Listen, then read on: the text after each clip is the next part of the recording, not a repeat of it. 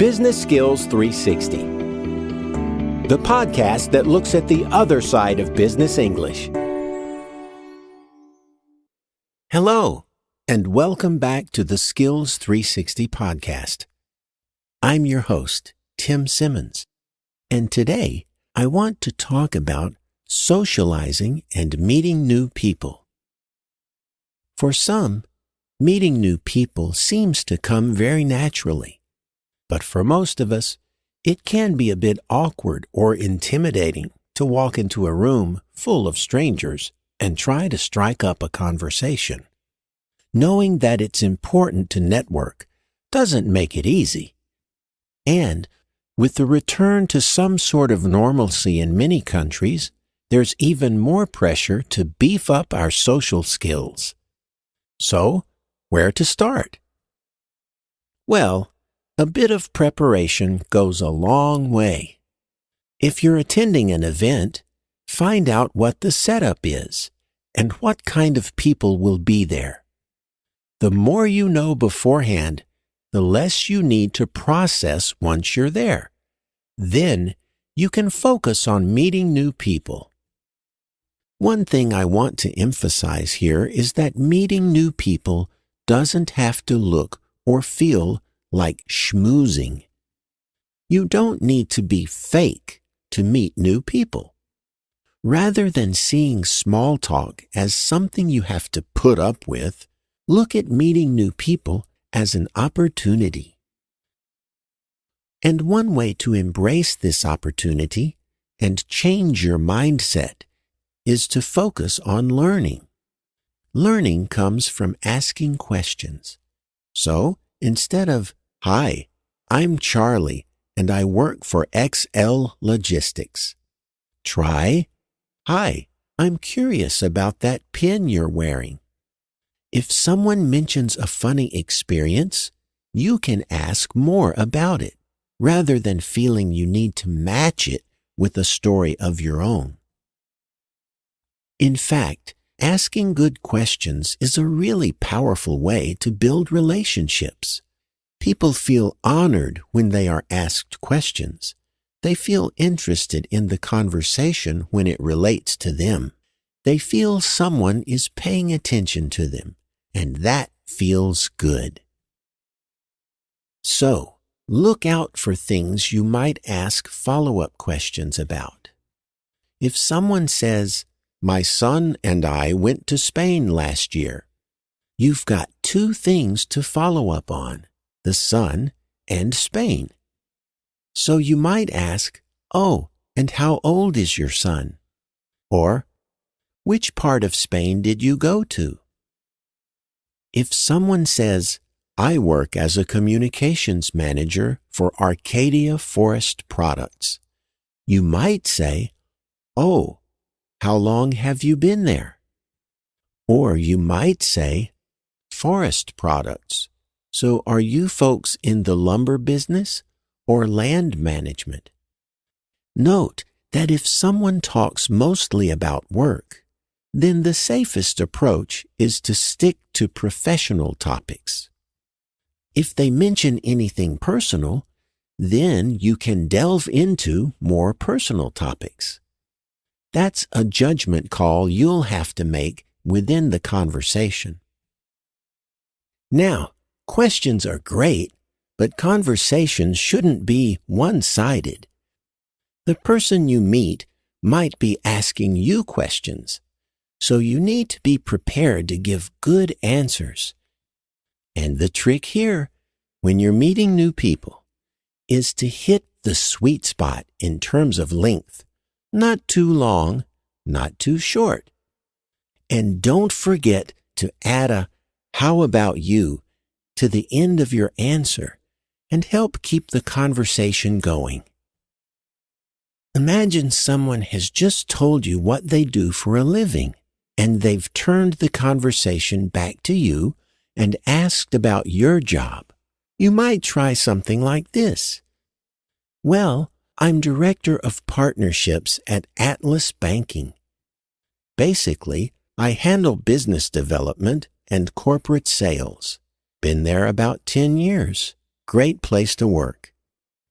That provides just enough information and a few nuggets for the other person to ask follow-up questions on. In all of this back and forth of asking and answering questions, you should be on the lookout for common interests or experiences. If you're passionate about baseball, or baking, or biotech, and someone mentions this topic, run with it. People with common interests don't have to struggle to make conversation. When you find that thing you both share, conversation will flow more easily.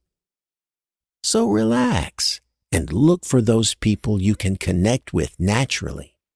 I want to emphasize again that meeting new people doesn't have to mean becoming a new person.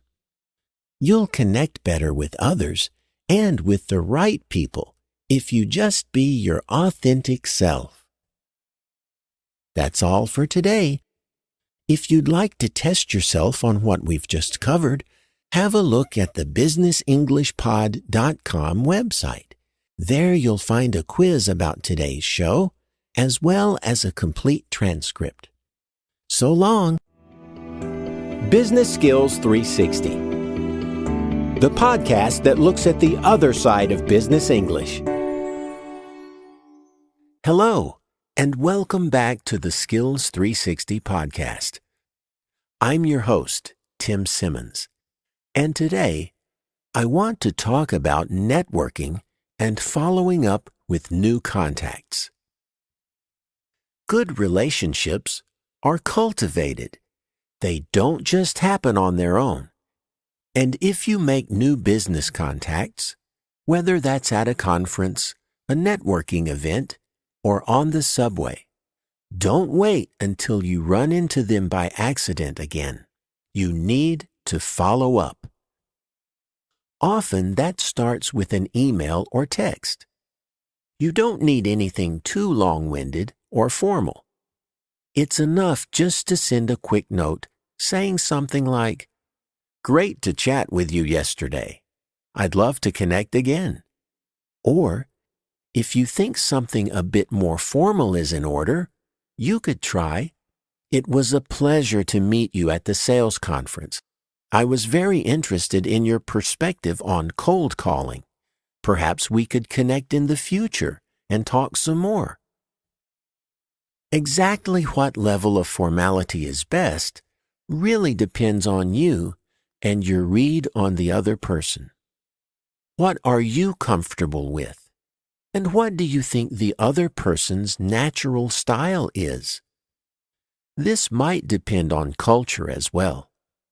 In North America, people tend to use informality as a way of building relationships. In many parts of Asia, people switch to an informal style only after they've gotten to know someone. Wherever you are, following up with new contacts has a personal element to it. So when you connect by phone or Zoom, start out with a nice, "How are you doing?" or "How are things in Berlin today?" Before rushing into business-related matters, embrace some small talk. Now, in our last lesson, we talked about the power of questions when you meet someone new. Continue showing curiosity when you follow up, and if you're not comfortable chatting about the weather or football, try returning to the topics that you connected on in the first place. For example, you might say, "I was really fascinated by what you said about employee motivation," or, "I must say, your comments about Warren Buffett were really hilarious." And once again, you'd best be prepared for some of the questions you're asking to be turned back at you. So, if someone asks you how you are, have a short and friendly answer. You might say something like, "Yeah, I'm pretty good. It's a hot one here in Chicago today. How's Dallas?" Of course, at a certain point, The small talk or idle chatter should give way to conversation about professional matters. You'll have to go with your gut about when that happens. Some people like to get straight down to business. Others are a bit more relational and like to get to know someone first. In many cultures, that's an important part of business. And what can we say to transition from personal conversation to business? It can be as simple as saying, "So, I'd love to hear more about your work." Little words like "so" and "well" can be enough to change the topic. If you need a bit more, you might say something like, "So, shall we chat a bit more about business?" Or, "It's great to connect again. I'm really keen to discuss how our work overlaps." Those are good expressions to use if you just want a general conversation about work and business. But in many cases, there's something very specific that you want to talk about. It could be that the person is a prospective partner or client, or it could be that the person has information or connections that would be useful to you. In these situations, it's good to be clear and specific about your purpose. For example, you might say, "So, listen, one reason I wanted to chat is to hear more about your project in the Maldives." Or you could say, "So, one thing I wanted to follow up on is our upcoming conference, just to gauge your interest in presenting." Many people appreciate this clarity of purpose. You might appreciate this kind of thing yourself. After all, if someone asks to follow up with you, you might wonder exactly what they're hoping to achieve. Are they just trying to get a feel for you as a person, to figure out if there's potential for deeper relationship? Are they hoping to sell you something? Or are they just looking for a friendly thought partner? Of course, new relationships aren't a negotiation. As I said at the start, they're cultivated. Some grow and blossom. Some just don't work out. But you'll never know what the potential is unless you follow up with your new contacts and get to know the other person. That's all for today. If you'd like to test yourself on what we've just covered, have a look at the businessenglishpod.com website.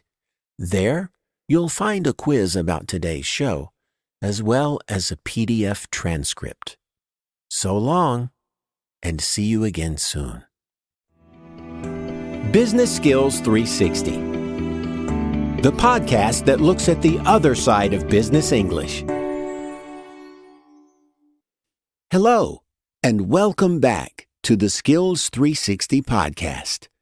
I'm your host, Tim Simmons, and today we're going to look at advanced interview skills for interviewing and hiring the best staff.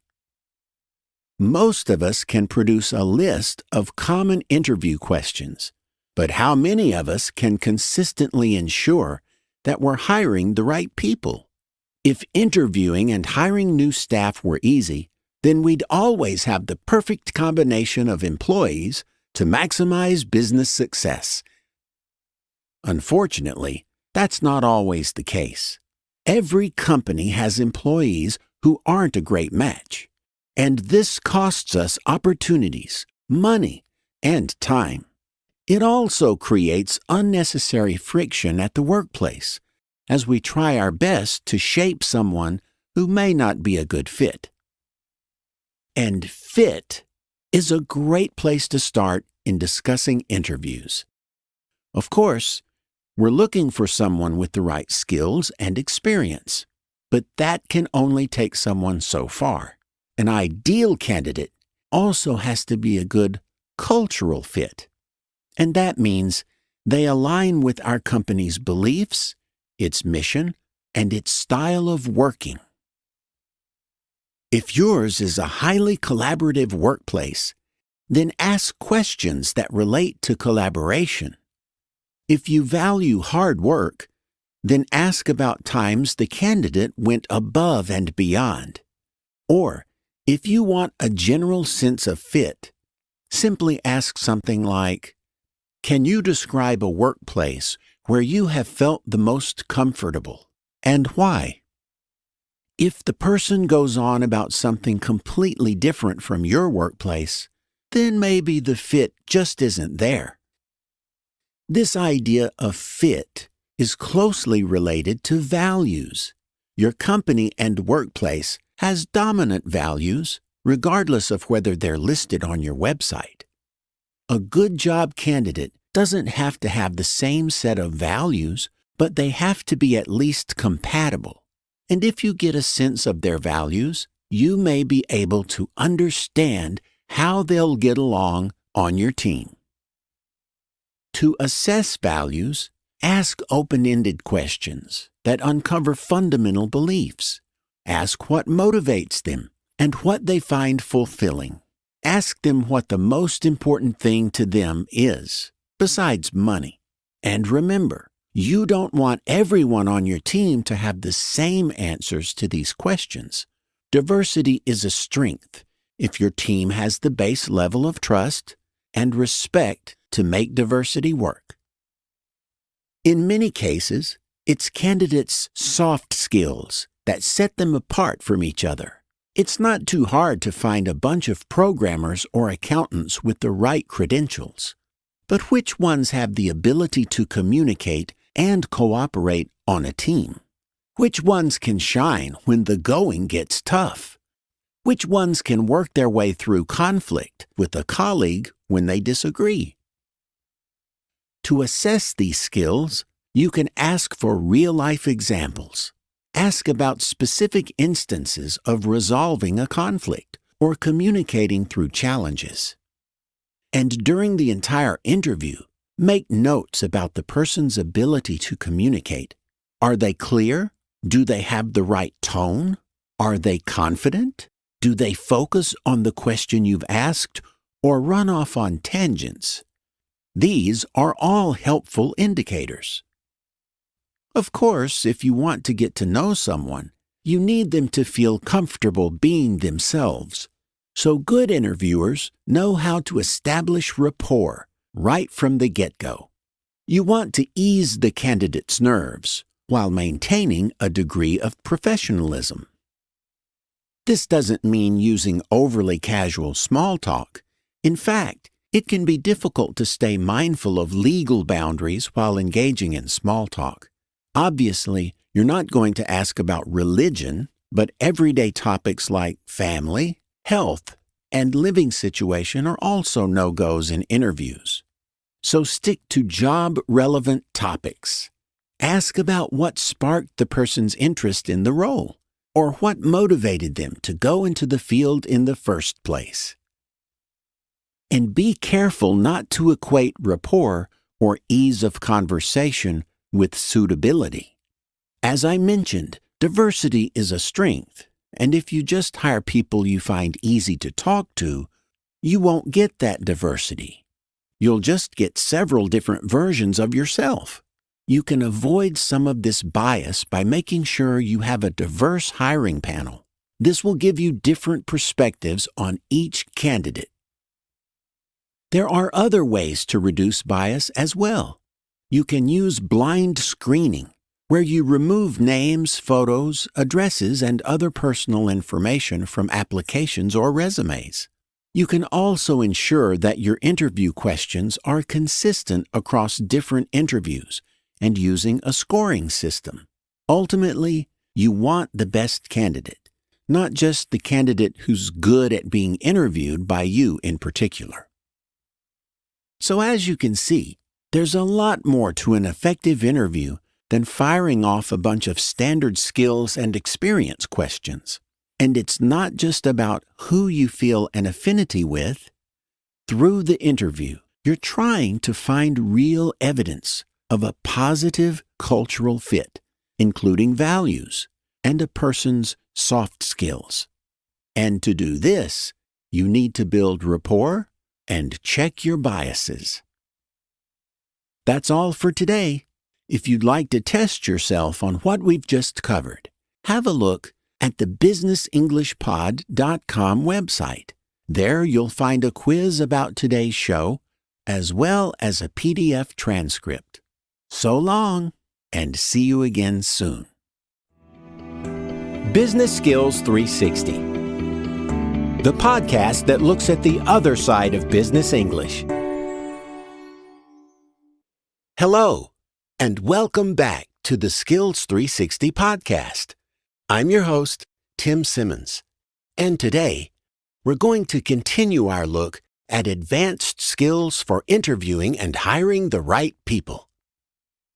What exactly do I mean by the right people? Well, you've likely got a list of qualifications that you're looking for, and that probably includes something about education, experience, and job-related skills. But as we covered in our last lesson, there's much more to it than that. We need someone who's a good fit with our workplace and with the right soft skills. There's one soft skill I want to emphasize above all others, and that's critical thinking. Critical thinking is one of several 21st century skills, as HR experts like to call them. It involves analyzing situations and data, making logical inferences, recognizing patterns, evaluating, and prioritizing. It also involves creativity and curiosity. You can't get a certificate in critical thinking, and it's not likely to be on the checklist of qualifications. But it is hugely beneficial in almost every role. To assess this skill, use a scenario-based question such as this. You are tasked with brainstorming a new marketing campaign on a limited budget. What steps would you take to ensure the campaign is effective? This kind of question should be tailored to the job rather than being abstract, such as, tell me about a time you had to analyze something.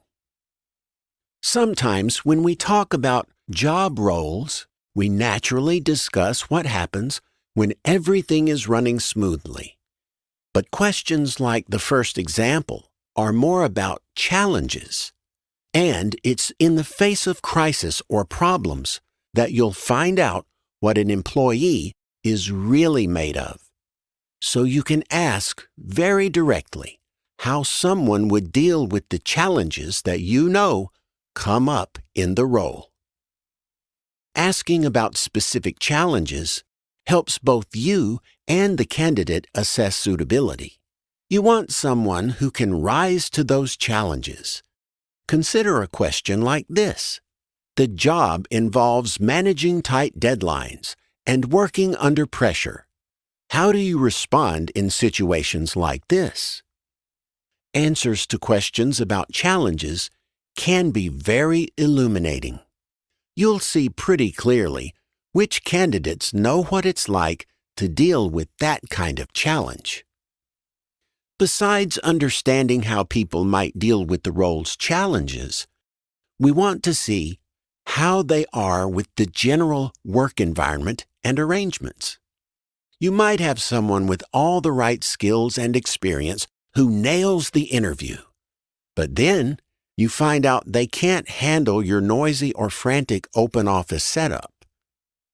So, think about the arrangements and workplace and evaluate the person's ability to work in that kind of environment. Make it clear whether you have a distributed team, a hybrid workplace, or if you expect everyone in the office 5 days a week. Don't just ask if the person is okay with the arrangement. Ask them about strategies they use to thrive in those different environments and arrangements. In all of these conversations, remember that the candidate is also evaluating you and the suitability of your workplace. That's why being upfront is important. Job seekers have a lot of choice these days, and you want strong candidates to choose you, not just now, but into the future as well. For this reason, it's a good idea to find out how the job fits into the person's long-term plans. You don't want your company to just be a stepping stone, so ask about long-term aspirations. Ask where the person sees themselves in 5 or 10 years. Ask what aspects of the role are particularly appealing as they relate to career goals. These kinds of questions will help you determine not only if the person is right for the role, but if the role is right for the person. Getting it right with hiring and interviewing is more important than ever before. Competition in every industry is fierce. Costs are rising. Turnover is especially expensive. And company loyalty seems like a thing of the past. So you need to know if the person you're hiring can solve problems, rise to the challenges, and thrive in the workplace. As the primary method of assessing job candidates, interviews are simply too important to not do well. That's all for today. If you'd like to test yourself on what we've just covered, have a look at the businessenglishpod.com website. There you'll find a quiz about today's show, as well as a PDF transcript. So long, and see you again soon.